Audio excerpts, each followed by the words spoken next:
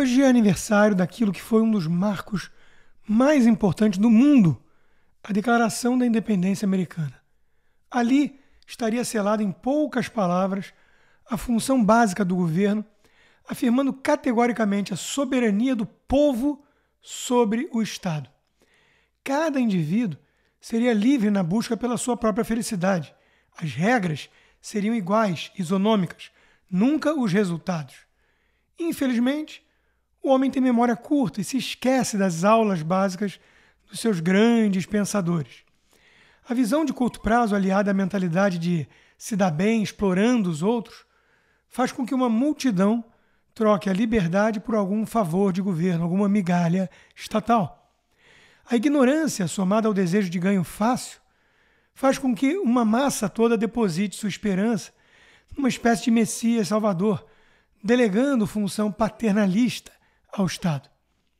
A perfídia, com pitadas de romantismo utópico, faz com que uma elite formadora de opinião condene a meritocracia e pregue soluções coletivistas para os problemas do mundo, levando ao socialismo ineficiente, injusto e que escraviza. O governo não está acima do povo, mas sim depende do seu consentimento para ser validado. E isso não quer dizer de forma alguma que uma maioria está livre para fazer o que bem entender. A democracia não pode se tornar uma ditadura simples da maioria. Os direitos individuais deverão ser sempre respeitados, e era esse o foco da declaração que fundou a República Americana. Cada indivíduo livre para perseguir sua felicidade sem invadir a liberdade do outro. Reparem que não há como o governo garantir a felicidade em si, mas apenas o direito de cada um buscar a sua própria, livre da coerção alheia, principalmente do próprio Estado. E notem também que nesse percurso, o direito de um não pode destruir o direito do outro. Essa valiosa lição é hoje amplamente ignorada, com governos prometendo cada vez mais, sem se importar que dar algo a alguém, precisa antes tirar do outro. Se José vai ganhar algo do Estado, Pedro vai ter que trabalhar para pagar. Na sabedoria de homens como Benjamin Franklin, John Adams, Thomas Jefferson, construíram-se os pilares que criaram a nação mais próspera do mundo. Não há aqui superioridade racial, não há fatores genéticos, climáticos, recursos naturais, ainda que existentes, não há o fator único da sorte. Foram os princípios adotados por esses homens que possibilitaram um meio amigável ao progresso humano, condizente com a natureza do homem. Foi a liberdade individual que estimulou o empreendedorismo e a inovação. Foi o conceito de troca voluntária, básico do capitalismo, que permitiu tamanho avanço. Os Estados Unidos são o que são hoje por mérito de um modelo eficiente, justo, adequado à natureza humana. Infelizmente, até os americanos vêm se afastando muito desse conceito original que tanto os distanciaram do resto do mundo. O Leviatã estatal cresceu muito também no país, alimentando-se das liberdades tão valiosas dos indivíduos.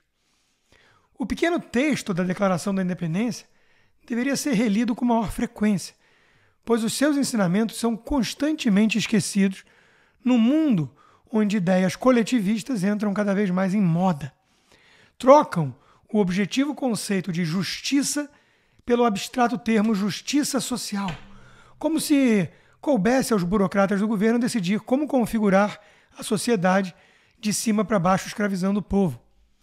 Ofuscam a liberdade individual em nome da visão coletivista, como se existisse um interesse geral, um bem público russoniano que justificasse o sacrifício dos indivíduos, como se eles fossem meras peças num tabuleiro de xadrez jogado de cima para baixo. Devemos resgatar o contexto daquele momento para compreender melhor o que aconteceu ali.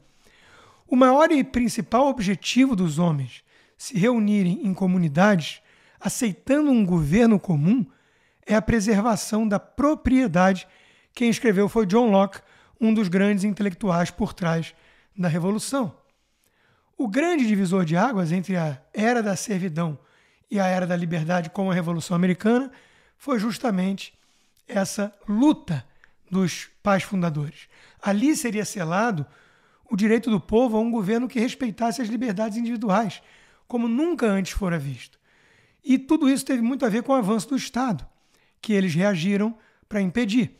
A famosa passagem da Declaração da Independência, de 1776, deixa claro: consideramos essas verdades evidentes por si mesmas, que todos os homens são criados iguais, que são dotados pelo Criador de certos direitos inalienáveis, que entre eles estão a vida, a liberdade e a busca da felicidade.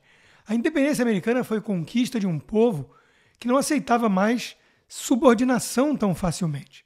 A Grã-Bretanha, bastante endividada com as guerras, tentou impor mais tributos aos colonos. A primeira tentativa foi a Lei da Receita de 1764, conhecida como Lei do Açúcar. Em seguida, foi sancionada a Lei do Selo em 1765, e isso despertou a fúria dos colonos. Houve uma reação de grupos organizados de comerciantes que ficaram conhecidos como os Filhos da Liberdade. Os gritos ecoavam que sem representação não há tributação. A coroa inglesa insistiu com as leis Tosham de 1767, que aumentavam as taxas alfandegárias sobre produtos básicos britânicos. Seguiram-se boicotes altamente eficazes e o governo britânico recorreu à força.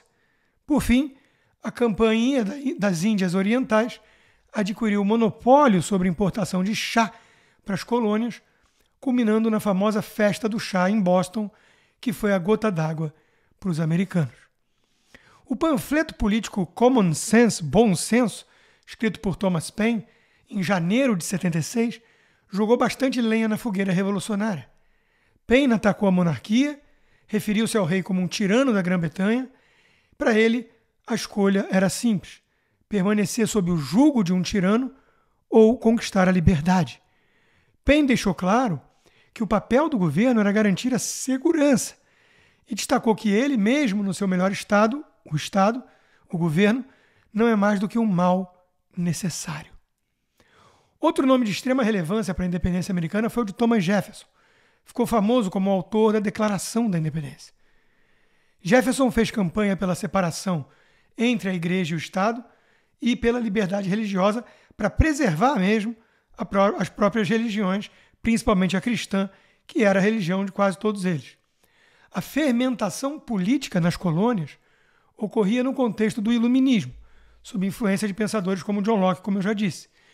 Um Estado laico, com forte proteção de liberdades individuais, mas erguido sobre pilares de valores morais cristãos, eis a essência da Revolução Americana, ao contrário da Revolução Francesa jacobina, ateísta, que queria enforcar o último rei com as tripas dos últimos padres.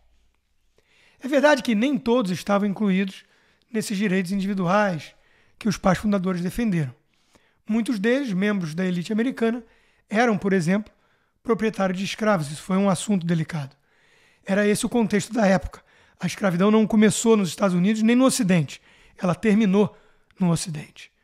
Mas parece inegável que a própria Declaração de Independência esteve como pedra fundamental, plantando as sementes que levaram à abolição dos escravos. Os principais abolicionistas baseavam a sua causa em princípios morais, religiosos, retomando sempre a ideia da lei natural advogada pela Declaração Americana. O famoso caso Amistad, de 1839, por exemplo, foi o primeiro no qual se apelou para a Declaração. O ex-presidente americano John Quincy Adams fez uma defesa eloquente dos africanos presos. Diz ele: no momento em que se chega à Declaração de Independência e ao fato de que todo homem tem direito à vida e à liberdade, um direito inalienável, este caso está decidido, fecha aspas. Abraham Lincoln foi outro que apelou constantemente à Declaração para defender a causa abolicionista. Outro abolicionista conhecido, David Walker, escreveu em 1823 um texto citando os trechos da Declaração. E Martin Luther King, em seu mais famoso discurso contra o racismo, pelas liberdades civis, pelos direitos civis, faz alusão direta ao trecho da Independência, com todos os homens sendo criados iguais pelo Criador. A Revolução Americana representou um marco da história. Combateu o excesso de tributos, assim como a ausência de representação política, lutou pela separação entre a Igreja e o Estado, sem cair na postura antirreligiosa ou ateísta que vemos em muitos progressistas hoje, entendeu que o governo serve para proteger as liberdades individuais e que cada um deve ter a sua propriedade preservada, assim como deve ser livre para buscar a sua própria felicidade, à sua maneira, sem invadir a do outro. Buscou limitar ao máximo o poder estatal, protegendo os indivíduos da ameaça do próprio Estado com o Bill of Rights e garantindo seu inalienável direito de defesa com a segunda emenda, que lhe dá o direito de ter armas. Compreendeu que a descentralização do poder é fundamental, o federalismo, sem um ente que concentrasse todo o poder, como acontece, por exemplo, no Brasil. Em resumo, criou a primeira república com bases realmente liberais e um viés conservador. Nada disso teria que ter acontecido dessa maneira. Não havia ali um fatalismo escrito nas estrelas. As coisas poderiam ter sido diferentes, o que faz da Revolução uma espécie, sim, de milagre, se quiser, de uma providência divina também. O livro O Milagre da Filadélfia, a história da Convenção Constitucional, mostra, de Catherine Drinker Bowen, o processo de criação da Constituição dos Estados Unidos durante a Convenção Constitucional de 1787, lá na Filadélfia. Fica claro que o destino do país podia ter sido outro. Após a independência dos Estados Unidos, em 76, declarada com a vitória da Guerra Revolucionária contra a Grã-Bretanha, e o exército do Washington foi criado um ano antes, em 75, já fez 250 anos, o jovem país enfrentava desafios sob os artigos da Confederação, o primeiro sistema de governo. Esse documento dava pouca autoridade ao governo central. Em 87, delegados de 12 dos 13 estados, só Rhode Island que não participou, se reuniram na Filadélfia para revisar os artigos e acabaram criando a nova Constituição. Figuras como James Madison, Alexander Hamilton e Benjamin Franklin desempenharam papéis centrais, e Bowen descreve o ambiente de tensões, de compromissos e de negociações, destacando como milagre esse grupo de homens com visões tão diferentes chegar a um documento unificado. Um dos maiores conflitos foi entre estados grandes e pequenos. O Plano de Virgínia, apoiado por estados populosos, propunha representação proporcional à população, enquanto o Plano de Nova Jersey, defendido pelos estados menores, queria igualdade de votos. O resultado foi um grande compromisso que criou o Congresso bicameral, a Câmara dos Representantes proporcional e o Senado com igual peso para os estados. Havia receio de criar também um executivo forte que lembrasse a monarquia britânica. Após debates, foi estabelecido o cargo de um presidente com poderes limitados e eleito indiretamente por um colégio eleitoral. E aqui vale dizer que George Washington sempre recusou a oferta de se tornar uma espécie de novo rei americano. O brilho e o estadismo dos pais fundadores também precisam entrar em cena. Inspirados por Montesquieu, os delegados criaram um sistema com 3 poderes, o legislativo, o executivo e o judiciário, com mecanismos de freios e contrapesos para se evitar abusos e, principalmente, uma ditadura do judiciário, como conhecemos bem hoje no Brasil. Bowen chama o resultado de milagre devido às circunstâncias improváveis.